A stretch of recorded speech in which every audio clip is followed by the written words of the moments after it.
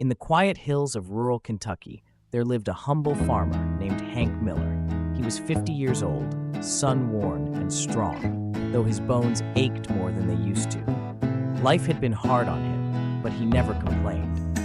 Hank lived in a weathered wooden cottage on the edge of a forgotten road. He didn't have much, just his old red tractor, a couple of acres of cornfield, and his 80-year-old father, Earl, who hadn't walked in nearly 3 years. Earl was bedridden after a stroke, barely able to speak, but his eyes still followed his son with love. Every day, Hank's routine never changed. Before dawn broke, he'd check on his father, tuck the blankets around him, whisper a gentle "morning, Dad," and make sure he had water, medicine, and a warm cup of black coffee, even if he could only drink a few sips. Then he'd head out into the fields, rain or shine, sowing, plowing, harvesting, whatever the season demanded. He worked with his hands, his sweat, and his hope. When the work was done, he'd come home, feed his father, clean him, talk to him. Some nights he'd just sit there in silence, holding his dad's hand as the wind howled outside. Neighbors saw him and nodded with quiet respect. They knew what kind of man Hank was, but no one visited much. He was alone with his land and his love. One evening, just as the sun dipped below the hills, Hank walked down to the river near his property to wash up.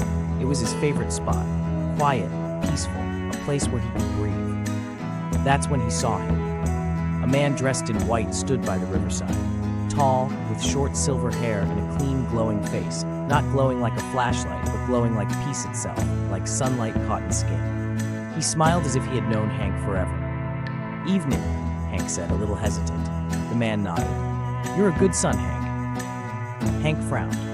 "Do I know you?"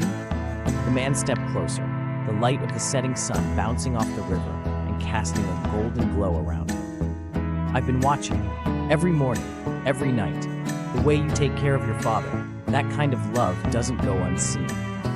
Hank stood still, unsure whether he was dreaming. "God sees everything," the man continued, "and he rewards those who care for others, especially their parents. You've done right by your father, Hank. You've lived with honesty, with sacrifice, and with love. That means more than you know." "Who are you?" Hank asked, his voice barely a whisper.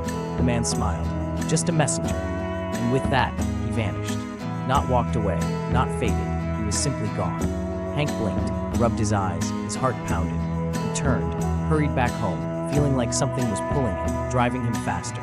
When he opened the door to his cottage, he gasped. Piled across the floor of his bedroom were gold coins, real ones, shimmering, gleaming, scattered like a storm of blessings across the wooden floorboards.